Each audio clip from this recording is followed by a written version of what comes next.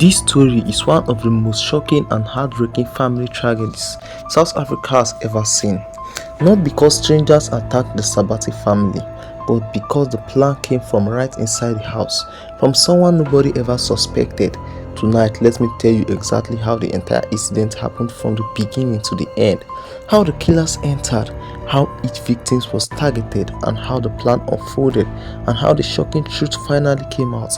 Please, as we continue, do like, share, and subscribe. It all started quietly, months before the night of the murders. In the Sebati family's home lived a teenage girl named Otati, her parents, her pregnant sister, and her little 6-year-old brother. To outsiders, they were a normal, loving family, but inside, there was tension that nobody else knew about. The teenage daughter had been having serious conflicts with her parents, arguments that kept getting worse, and over time she allowed anger, resentment, and frustration to grow in her heart. Instead of seeking help, she did the unthinkable. She reached out to her two cousins, Kagiso and Shekpo, and told them she wanted her entire family gone. According to the confession later made in court, she promised each of them 50,000 rand to help her carry out the plan. The cousins agreed, and that was the moment the tragedy started taking shape. The plan was simple but evil. They would strike at night when the family felt safe. They chose a day when they knew the father would be at home. The mother would be preparing for bed, the pregnant sister would be resting, and the little boy would be asleep. They waited until it was dark and the neighborhood was quiet. This was not a random attack. Everything was calculated. Late that evening, the killers arrived at the Sebati home. They didn't break in because they didn't need to. They knew exactly which door the family usually left unlocked, and even if the door wasn't open, the teenage daughter herself was inside waiting. When she heard a quiet signal from her cousins, she opened the door for them, pretending she heard a noise outside. That was how the killers entered the house without raising suspicion. The father was the first person they met. He was awake in the living room, relaxing like any other normal parent at night. When he heard the door open, he probably thought a relative had come to visit. Before he could even ask what was going on, the attackers rushed him. He didn't stand a chance. Everything happened so quickly that he couldn't warn anyone. The cousins targeted him first because they knew he was the strongest person in the house. If he raised an alarm, the whole plan would collapse, so they made sure he went down immediately. The noise drew attention. The pregnant sister stepped out of her room, shocked and confused by the commotion. She thought maybe someone was hurt or something had fallen.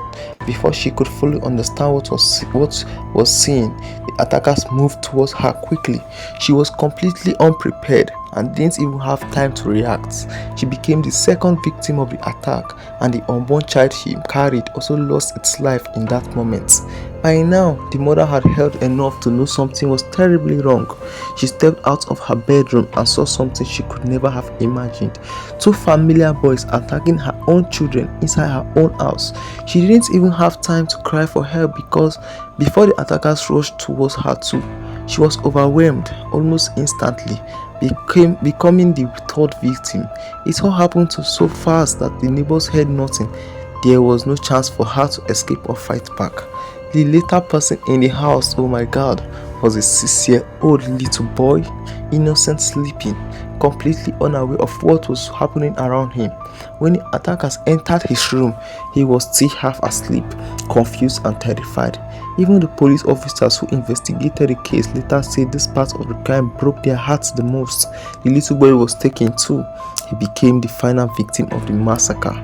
Within minutes, an entire family was wiped out. What a painful happening. Oh my god. After the killings, the attackers left the house the same way they came, quietly, without anyone noticing. The teenage daughter pretended to be traumatized, pretending she had survived a home invasion. Neighbors rushed in when they heard her screaming. People believed her because nobody would ever suspect a child of planning her own family's death, right? But life has a way of exposing the truth. Years later, while drinking with friends, one of the cousins started talking too much. Probably he was drunk. Youth had been eating him alive. He confessed that he and his cousins were responsible for the Sebati killings. But the worst part of the confession was the revelation that the mastermind was a teenage girl herself. Word reached the police. The cousins were arrested immediately, and under interrogation, the full story spilled out. The planning, the promise of money, the door being opened from inside, and the role of the teenage daughter. When the police arrested her and confronted her with her cousin's confession, she broke down. She admitted everything. She told investigators how she planned it, why she did it, and how she pretended to be a victim for years. South Africa erupted in shock. Nobody believed it. A community that once comforted her suddenly realized the truth. The real killer had been living among them, laughing, talking, going to school, acting normal, while the bodies of her family still rested in the graves dug because of her actions. The police charged her with the two cousins with murder. The cousins were taken into custody because she was a minor at the time of the killings. The legal process was more complicated, but she too faced serious charges in court. She sat quietly while the prosecutor told the story of how she betrayed the people who raised her. Families across the country cried when they heard the details. Newspapers called it one of the coldest murders in the South Africa. Even the judge could not hide the shock at the level of planning involved. That, my people, is how the truth came out. Not by police investigation, not by evidence, but by guilt. One confession destroyed the lives she had built for years, and the entire country finally saw the truth behind the mask. Oh my God, this is so painful. How could a girl do this to her own family? This is so bad. This story is a reminder that evil is not always outside.